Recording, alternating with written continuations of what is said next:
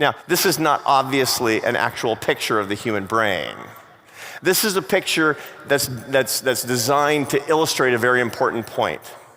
The left hemisphere of your brain is the part that deals with complicated problems of things and information. The engineers in life are occupied with solving complicated problems. That's what makes us competent and rich, is complicated problems in the left hemisphere of our brain.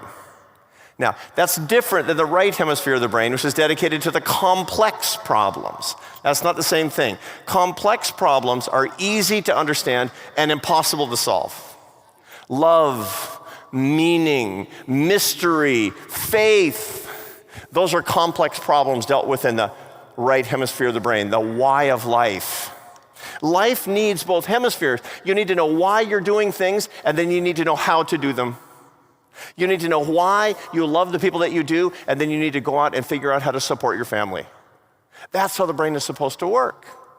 Now, to give you an example of this, a left hemispheric problem in my life is my car. I own a car. I don't know how it works. I haven't the slightest idea. Perhaps I open up the hood on the car, you folks call it the bonnet, and it has, as far as I could tell, it could have an on-off switch inside. I haven't the slightest idea. But I could figure it out. I could watch YouTube videos or read a book or get a teacher, and I could figure out how my complicated car works. I could solve the problem. On the right side of my brain, I have other problems that matter a lot more to me. My marriage is a complex problem. I will never solve my marriage. I've been married happily 35 years, and it's still not solved. My wife is in Barcelona right now, and I talked to her before I came out, and she said, "Good luck in London." And she meant it. But when I'm done, I might call her, and she might be incredibly angry with me. I don't know. Now, to be sure, she is Spanish, and that's a complex problem in and of itself. But my point is this: that's why I love my marriage, and I don't love my car. Because I love complex things of love and meaning and hope and mystery. I don't love complicated things like information and stuff. Now, you know where I'm going with this, don't you? Our life has been changed in 2008 and 2009. What happened in 2008 and 2009? This happened in 2008 and 2009. When you look at your phone, which the average American does 205 times a day, you push your activity to the left hemisphere of your brain, away from mystery and meaning, and to information and things. We are living a left hemispheric existence, but we crave right hemispheric meaning, and it's ruining our lives. Now, most of us here, we're a little old. Not all of you. I see a few young folks here. But anybody my age, I remember the before times. My kids don't. My son Carlos didn't. He grew up with a small screen. So what's the result of that? What's the result of that if you grow up in it? The answer is this: you crave the right hemispheric experiences of love and meaning in your life, but all you get a left hemispheric simulation of that. That old movie, The Matrix, you remember that? Let me sadden you right now. That movie is 27 years old. The plot of that movie was science fiction, that an artificial intelligence subjugated humanity, used human energy, and kept people in a pleasant simulation so that they would be still and pliant. My friends, we're in the Matrix. Our kids are in the simulation. We're in the simulation, a left hemispheric simulation of a right hemisphere life. I ask my students, how did you spend your day? I woke up, my phone is my alarm clock. I scrolled my phone over breakfast. I went to work on Zoom. I dated on the apps. I saw my friends on social media. I watched YouTube shorts, and I went to bed. That is not a real life. Now, what's the problem with that?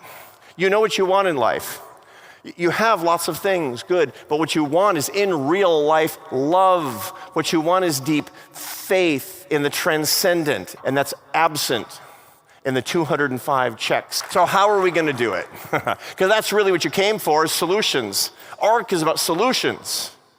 So let me tell you what we need to do in 3 steps, based on the science of how to get back into the right side of your brain. Number 1, rage against the machine.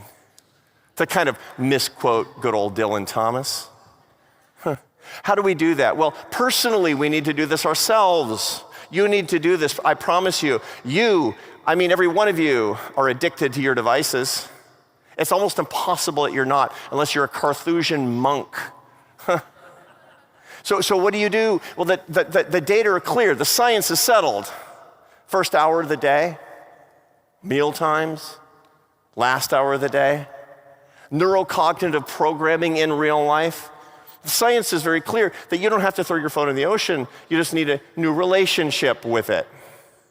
I am not of the view that engineers and technologists are trying to ruin our lives, but we have a and disordered relationship with these devices, and it is child abuse if we don't start standing up to this. And if you want a better culture, solve this. Second is this. It's of a famous gorilla who was taught to answer many, many questions. And a lot of people thought that blurred the line between primates and Homo sapiens. That's wrong. You know the essence of humanity? It's not answering questions. It's not information. It's asking questions. What makes you human is asking questions. That's the difference. When you ask a question that you can't Google, that's a right hemispheric experience. And again, that's what you did in college when you didn't have a smartphone after a party at 11:30 at night on a Saturday and your pretentious conversations with your friends. You were understanding the meaning of your life, which is exactly what people aren't doing today. When I introduce this to my students, their life changes. Last but not least is this. The world is telling our young people that counterfeit formula is love things, use people, and worship yourself. Here's the right formula. See, here's the thing. The dark forces in the world, they'll make counterfeit things look real because they're so close to the truth. Here's the right force, where you give your heart away. Use things with abundance and gratitude. Use things, understand markets, use energy, use it with gratitude. That's good, but don't love it. Love is designated in real life for people.